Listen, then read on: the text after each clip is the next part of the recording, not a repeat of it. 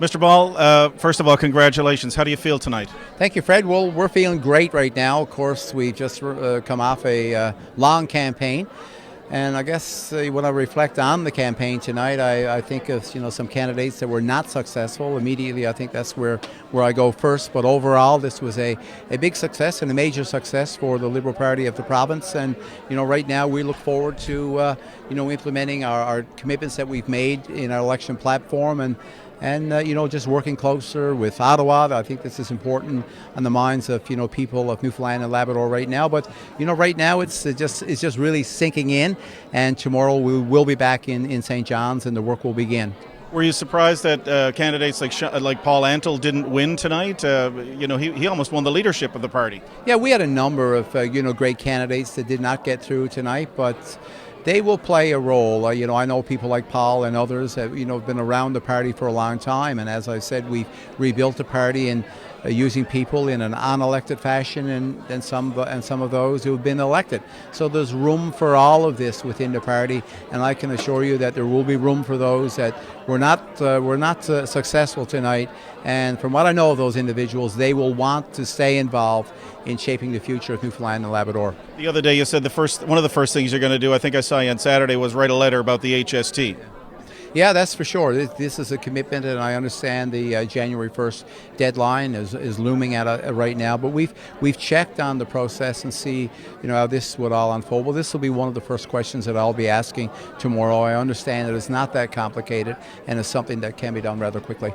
This was obviously an emotional night for you as well, because your mom was there, your dad, you mentioned your brother as well. You also mentioned your daughter this evening who was watching in St. John's. Everybody knows the situation there. How are things going with your family? Oh, great. My family is great. I mean, Jade is at the Delta tonight with quite a few, probably a couple thousand people, as I know. I've been talking to her all night. She's feeling great. I mean, she's been by my side through all of this. I'm so fortunate to have such a great family, and many of them are here tonight. I've got lots of family members, and not all of them could have been here tonight because of a certain number of commitments, but they've been all involved from the day one on this, and we're a very close-knit family, and I can assure you that we'll go through whatever challenges that we face in the future, and we'll go through them together. Your mother said that Sunday dinner around your place is usually a lot of politics talked about.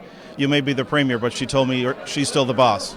She absolutely is the boss, and I'm certainly sure that those Sunday dinners will not change. They will still be very spirited, and politics will be one of the things that we will continue to talk about. My father was, he was always very open and encouraged us to, talk about things that would affect others, and encouraged us to contribute. As I said, tonight when I spoke, and these are not things that are lost on any of the members of our family. We've made commitments to others, and we follow through on those commitments, and we find a way where we can to contribute. In this case, I will now have the opportunity to be, which not many people have had in the past, to be a premier of a province. But I'm very proud.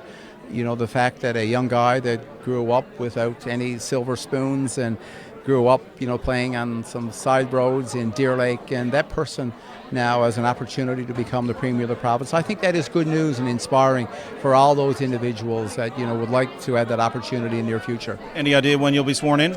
I understand that there's usually a 2-week process here. I spoke to Mr. Davis earlier tonight and assured him that we would give him all the time that he needs to get his affairs and his files in order from his year in the Premier's office. So give him lots of time. I respect that, and so I'm sure we'll be doing some more chats over the next few days, and I'm anticipating a call from the LG sometime tomorrow. So as things unfold now, but I'll be back in. I'll be working tomorrow, and we'll be getting a transition team in place to form the next government in our province. Congratulations, sir. Thank you, Fred.